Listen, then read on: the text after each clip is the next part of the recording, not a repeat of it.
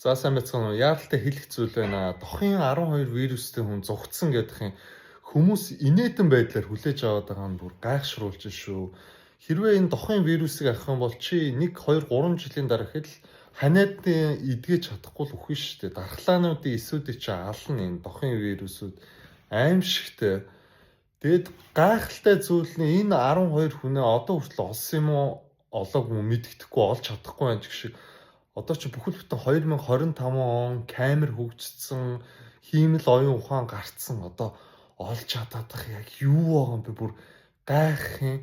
Хаана хамгийн их гүйлгээ хийж гин тэрнээс нь байршлын тогтоогоол олчих штеп. Бүр болохгүй бол нь олон нийтэд тэр 12 хүнээ зураг хүргийг нь одоо харууллаа. Яа тийм байгаа.